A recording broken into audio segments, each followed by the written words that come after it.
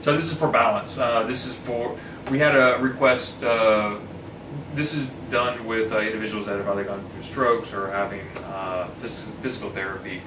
But this was kind of a collaboration of stuff that I pulled from the Mayo Clinic to one physical therapist and one fitness instructor, and then some of my stuff that I've used over the years. So this was to work on balance, specifically to try to either measure or to give exercises. So this is kind of the first portion. This is for measuring. So the one that's even across the board, this is pretty consistent, everything I found, was stand comfortably. It's going to raise one foot, and it's going to time yourself. Anytime you start teetering, if it's minor, so if you're having to kind of wiggle a bit, not a problem. But if you're having to start to sway, cut your time. This is just, again, just for a measure. Do the same thing, basically just do your arms across, time yourself, then it'll be hands up, and then hand over your head.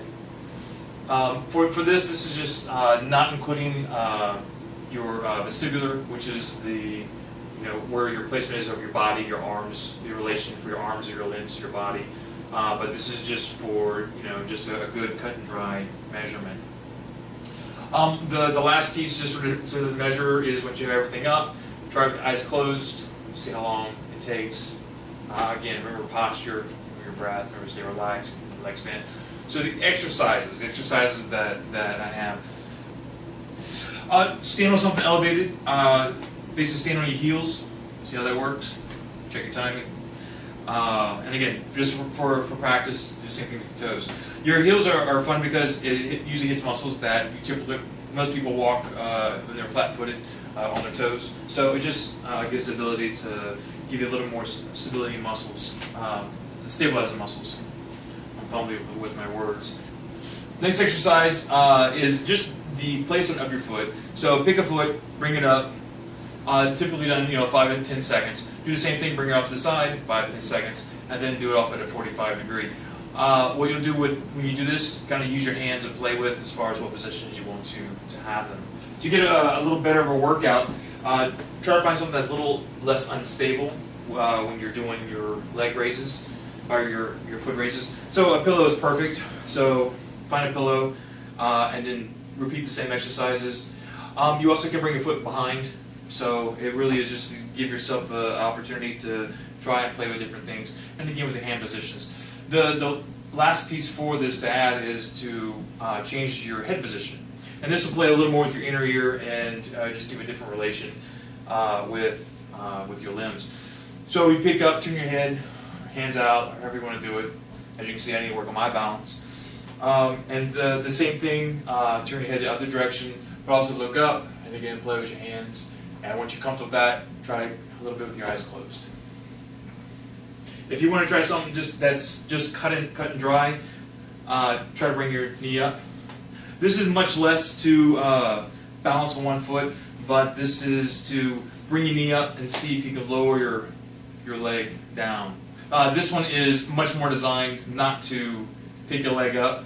It's more designed to get your knee up and then eat yourself back down. If you have some assistance or a chair, grab it, and then when you're ready, let go and see if you can ease your leg back down. Famous Tai Chi. So famous posture is crane spreads wings that we play with.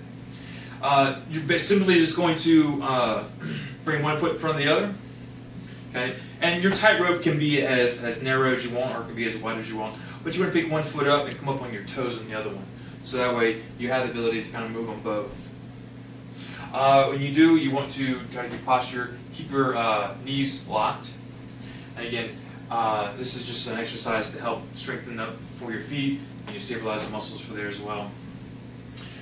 For the head and toes, simply in a comfortable horse stance, you do the same thing. Just this one, your knees are bent, one toe up, one heel up, and then try to play with head positions as far as looking forward, look to the side, eyes closed. This one was interesting because I had not thought of it, and it was pretty clever. This was from a physical therapist. Was to with working with your when working with your vestibular, it really is not just for your limbs positioned to your body, but also other objects. So walk around the chair. The idea was that once you have a comfortable spot as far as where positioning is, then you want to repeat walk around the chair with the eyes closed. And again, you want to still try to keep within the same parameters or run into the chair. It's up to you.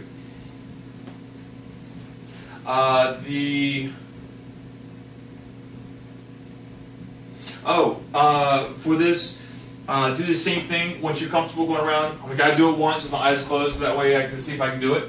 You want to repeat the same, but you want to go backwards. Again, it is trying to not just have a little bit of memory, but you have an object you're having to go around. But at the same time, you still have a memory peg where you kind of want to land your feet. This next one was for balance, but also for movement, as far as keeping an exercise just for arm length and how far away things really are. Wall space, turn to it, close your eyes. You want to get to as close as you can to the wall without opening your eyes and see if you can touch the wall. So for example, here, close my eyes, walk up, and when I think I am arm lengths away from the wall, I'm half inch off. So again, I got to practice on that. This one was one from the Mayo Clinic. Well, half of it is, which was pretty common for a lot of the exercises that they were showing was to get up. The same thing for just sitting down. So simply, you just want to be able to try to get up without having to need assistance. A lot of it, what they were some folks were talking about as far as just what is how far apart your feet are, to make sure that you still are comfortable in posture. So the wider your feet are, the easier it is. The closer your feet are, obviously the more oomph you'll need. So what you're wanting to do is to try to make sure that you're comfortable. Use assistance for your chair coming up, trying to lean over too far. But the same thing coming down. Make sure you're comfortable and just ease yourself back down. You have a safety net. I like this one. This was kind of an exercise that I incorporated. It made a lot of sense. There were a little minor adjustments that I saw folks do, so it's just something we already do.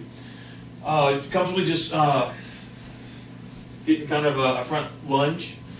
Take your front foot, basically you're going to throw yourself back and see if you can find a balance on the back leg. And then just repeat that. The last one, be in a comfortable horse stance, or your heels underneath your hips, knees comfortably bent, chest up. See if you can just pick your toes up on your heels, and the same thing, you see if you can pick your heels up. This would all be repeated with your head positions, different spots, hand positions, different spots, and of course your eyes closed. That's it. Clear.